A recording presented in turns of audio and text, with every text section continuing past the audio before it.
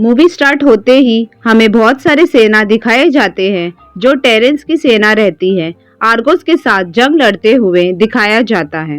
तभी हम देखते हैं कि टेरेंस आर्गोस की राज्य में घुसते हुए उसे चुनौती देता है, ये कहते हुए आज सिर्फ हम दोनों लड़ेंगे और किसी सेना का खून नहीं बहेगा, सिर्फ हम दोनों, और जो जीतेगा वो सब कुछ लेकर जाएगा।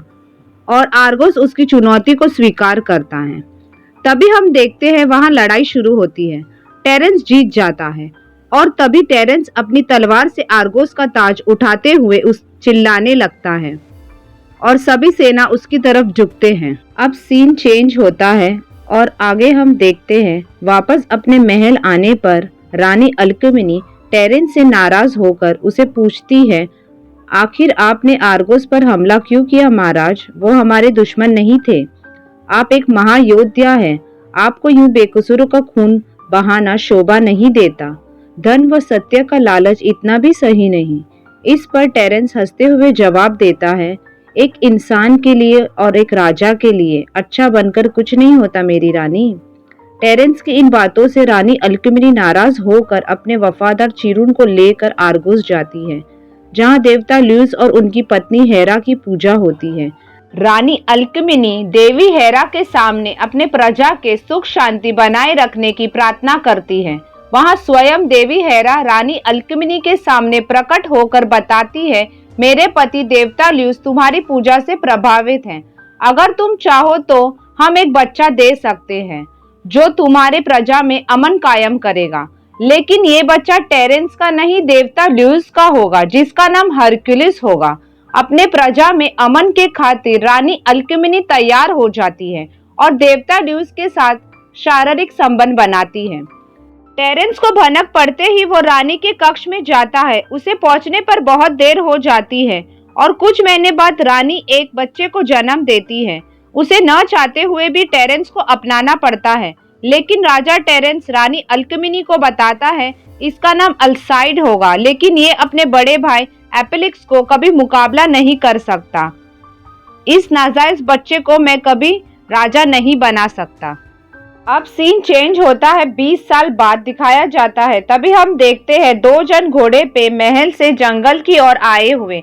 उनमें से एक का नाम अल्साइड, दूसरे का नाम राजकुमारी हेबे रहते हैं। वो दोनों जंगल में झील के पास एक साथ हसीन लम्हे गुजार रहे होते हैं। वहीं हेबे अल्साइड को एक पेंडल देती है अपने गले से उतार के, ये कहते हुए हम एक दूसरे के साथ हमेशा रहेंगे। तभी वहां अल्साइड का बड़ा भाई एपेलिक्स आता है और हेबे राजकुमारी से कहते हैं, तुम बिना बताए महल से आए, तुम्हारे पिता परेशान होकर सेना भेजे हैं तुम्हें ढूंढने के लिए। तभी तीनों महल के और वापस जाते हुए वहां सेनापति आते हैं। एपेलिक्स सेनापति से कहते हैं राजकुमारी को सही सलामत महल लेके जाइए और एपेलिक्स हरक्यूलिस को अपने साथ आने के लिए कहते हैं और सीन चेंज होता है। तभी हम देखते हैं एपेलिक्स और हरक्यूलिस को जाते हुए। तभी वो दोनों को एक शेर का आवाज सुनाई देता है। तभी वो दोनों अपने घोड़े से उतर के अपने हाथ में भाला लेते हैं और धीरे से आगे बढ़ते हैं।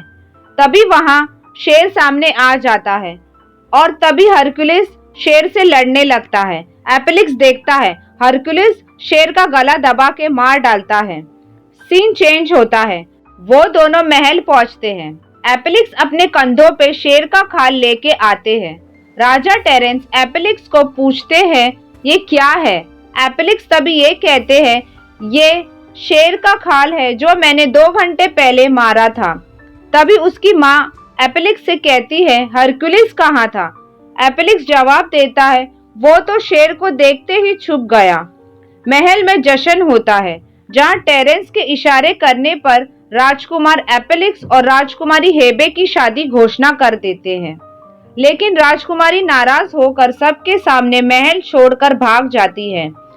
अल्साइड भी राजकुमारी के पीछे जाता है। ये सब देख राजा टेरेंस राजकुमार एपेलिक्स को बोलता है कि तुम कैसे मर्द हो, एक लड़की तुम्हें छोड़ के चली गई, तुमने जाने दिया, जाओ उन्हें लेके आओ। राजकुमारी हेबे और अल्साइड एक साथ भागने की कोशिश करते हैं, लेकिन अंत में पकड़े जाते हैं। पकड़े जाने पर अल्साइड अपने पिता से बोलता है मैं हेबे की शादी किसी और से होने नहीं दूंगा पिता।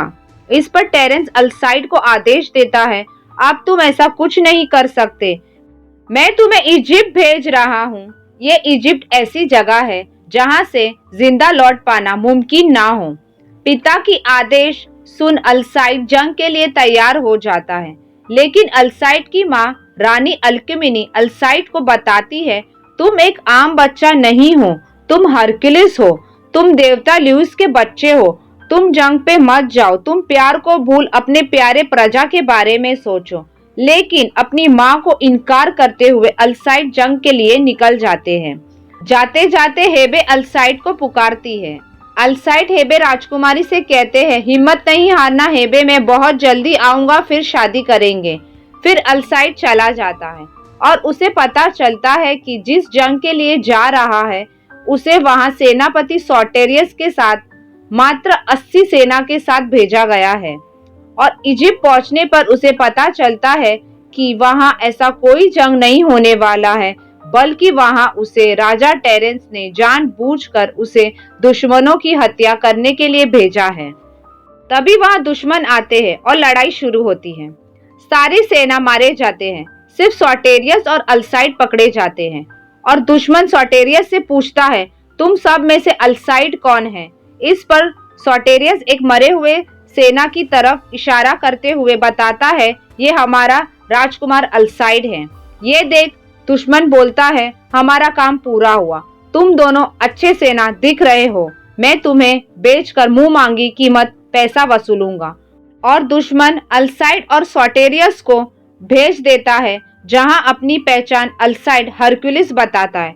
दुश्मन उन्हें एक पैसा लगाने वाले इंसान के पास भेज देते हैं, जहां से निकल पाना असंभव होता है। दूसरी तरफ टेरेंस ग्रीस में अल्साइड की मरने की खबर सुन के मातम मनाते हैं। हेबे पूरी तरह से टूट जाती है, लेकिन राजा टेरेंस और राजकुमार एपेलिक्स के लिए ये खुशखबरी होती है। वहीं दूसरी तरफ ल्यूस के बेटे की मौत सुन रानी अल्कमिनी को स्वीकार नहीं होता। वो देवी हेरा के मंदिर में राजा टेरेंस को बुलाकर मारने की कोशिश करती है। उसे पूरा यकीन होता है उसके बेटे की हत्या कहीं ना कहीं राजा टेरेंस ही है, लेकिन राजा टेरेंस चिरून के सामने रानी अल्कमिनी की हत्या कर देता है और आवाम में कहने को बोलता है, रानी बेटे की मौत का सदमा बर्दाश्त नहीं कर पाई, अपने ही खंजर से खुदकुशी कर ली। वहीं दूसरी तरफ हरक्युलिस अपनी कुश्ती का प्रतिभा दिखाकर खुद को और सॉटेरियस को पहलवानों से मुक्त कर लेता है और टेरेंस पहुंच जाता है। वहां चिरून उसकी मां की हत्या के बारे में बताता है, साथ ही हरक्युलिस को जंग की सच्चाई बताता है, क्योंकि फ्रेंड्स चिरून एक लौता इंसान होता है जो हरक्युलिस की जंग की सच्चाई जानता है। ये सुन सॉटेरियस हरक्युलिस को यकीन दिलाता है वो और उसके भरोसेमंद सेना उसके साथ है और राजा टेरेंस से बगावत करने में उनका साथ देंगे। और हरक्युलिस को देवी हेरा से मिलवाता है, जहां देवी हेरा उसे अपनी शक्ति पहचानने को बोलती है। उसे यकीन दिलाती है वो राजा टेरेंस का नहीं बल्कि देवता ल्यूस और रानी अल्कमिनी का बेटा है। उसी साथ एपेलिक्स राजकुमारी हेबे को डरा धमका के उसे शादी करने के लिए तैयार होने बोलता है, लेकिन राजकुमारी सिर्फ हरक्युलिस को चाहती थी और क्योंकि उसे लगता था कि हरक्युलिस मर चुका है, वो भी अपनी जान देने की कोशिश करती है। तभी वहां चिरून आ जाता है और हेबे को बचा लेता है। उसे हरक्युलिस के पास लेके जाता है, जहां अपने प्यार को जिंदा देख राजकुमारी बहुत खुश हो जाती है और अब राजा टेरेंस से बगावत करने की तैयारी शुरू हो जाती है। लेकिन जासूस राजकुमार एपेलिक्स और राजा टेरेंस को इन सारी बातों का पता चल जाता है। बड़े ही चालाकी से वो सॉटेरियस के बच्चे की गर्दन पर तलवार रख के हरक्युलिस का पता पूछता है और उसे हरक्युलिस तक पहुंचा देता है, जहां हरक्युलिस को बंदी बनाकर उसे पूरी आवाम के सामने बांधकर बड़े ही बेरहमी से मारते हैं और पूरी आवाम के सामने राजा टेरेंस चिल्ला चिल्ला के बताता है, तो ये है तुम्हारा देवता ल्यूस का बेटा जो तुम सब की रक्षा करने वाला था मुझसे, जो खुद ही मरने वाला है और वही हरक्यूलिस के सामने एपेलिक्स चिरून की हत्या कर देता है और जैसे सॉटेरियस की तरफ तलवार उठाता है तभी अचानक बादल से आवाज आती है और हरक्यूलिस को ताकत आ जाती है और सभी को मारने लगता है, जिसे देख एपेलिक्स और राजा टेरेंस वहां से भाग जाते हैं। और फिर सीन चेंज होता है। हरक्यूलिस और सॉटेरियस अपने सेना के साथ मिलकर महल पे हमला कर देते हैं। फिर हरक्यूलिस अपने सेना के साथ महल के अंदर आते हैं। हरक्यूलिस एपेलिक्स का नाम चिल्लाने लगता है और दरवाजे पर टेरेंस आते हैं और ये कहते हैं एपेलिक्स शादी में बिजी है, तुम्हारे स्वागत के लिए मैं आया हूँ। तभी टेरेंस दरवाजे के सामने आग लगा देता है। तभी टेरेंस की सेना हरक्यूलिस को चारों ओर से घेर लेते हैं और हरक्यूलिस टेरेंस से कहता है आज सिर्फ हम दोनों लड़ेंगे और जो जीतेगा वो सब कुछ लेके जाएगा। टेरेंस तभी हरक्यूलिस को जान से मारने की धमकी देता है। तभी हरक्यूलिस अपनी तलवार को आसमान की ओर करते हैं और बिजली कड़कती है और हरक्यूलिस की तलवार को छूती है। तभी हरक्यूलिस तलवार को घुमाते हुए टेरेंस की सेना को मार देता है और टेरेंस अंदर भाग जाता है। हरक्यूलिस टेरेंस के पीछे भागते हुए अंदर आते हैं और दोनों लड़ते हैं। तभी एपेलिक्स हेबे के गले में खंजर रखते हुए आता है और हरक्यूलिस से कहता है मेरे पिता को छोड़ दो वरना हेबे को मार डालूंगा।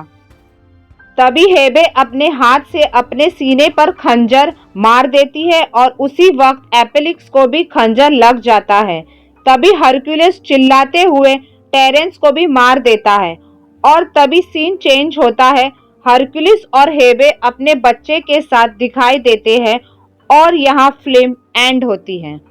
दोस्तों अगर ये वीडियो आपको अच्छा लगे तो प्लीज लाइक जरूर करना और इस चैनल पे नए हो तो सब्सक्राइब करना मत भूलना और बेल आइकॉन की ऑल नोटिफिकेशन क्लिक कर दीजिए। Thank you for watching this video.